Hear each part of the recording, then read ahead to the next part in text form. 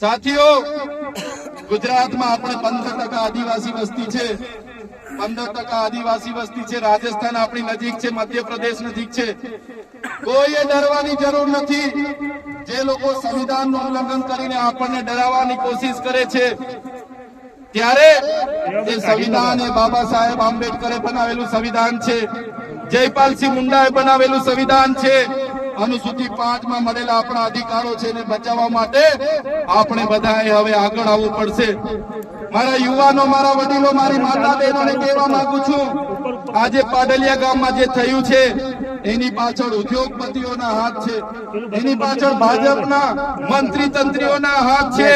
એમણે પોલીસ અને વન વિભાગને એમનો હાથો બનાવીને આપણી સાથે લડાવીને આપણને ડરાવીને આપણી જમીન મેળવવાના પ્રયાસો કર્યા છે. ત્યારે આપણે બધાએ પક્ષ, પાર્ટી, સંગઠન, સંપ્રદાય અને બધું જ ભૂલીને એક આદિવાસી તરીકે જ્યારે પણ આપણા ભાઈ સાથે અન્યાય થાય, જ્યારે પણ આપણી બેન સાથે અન્યાય થાય, જ્યારે પણ આપણી જરૂર પડે ત્યારે બધાએ એક અવાજ પર ભેગા થવા માટે તૈયાર થઈ જવું પડશે. નહીં તો આપણી જમીન આ લોકો આપણા પરથી છીનવી લેશે.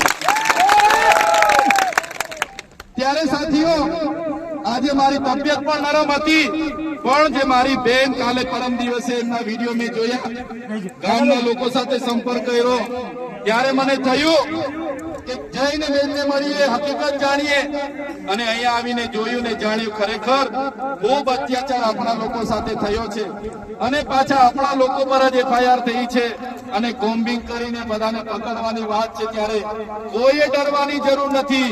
ક્યાંય પણ તમારી સાથે અન્યાય થશે તો આખા ગુજરાતનો, આજુબાજુ રાજસ્થાન હોય કે મધ્યપ્રદેશનો આદિવાસી સમાજ તમારી સાથે છે. ત્યારે મારા વડીલો, મારી યુવાનો, મારા ભાઈઓ અને બહેનોને અમે કહેવા માટે આવ્યા છે, જ્યારે પણ આદિવાસી સમાજની લડતની વાત હશે, જ્યારે પણ આદિવાસી સમાજ માટે લડવાનું હશે, એ સડકથી લઈને સદન સુધી અમે લડવા માટે તૈયાર છે. પણ તમારો બધાનો સહકાર અમને જોઈશે. ત્યારે આ લોકો સામે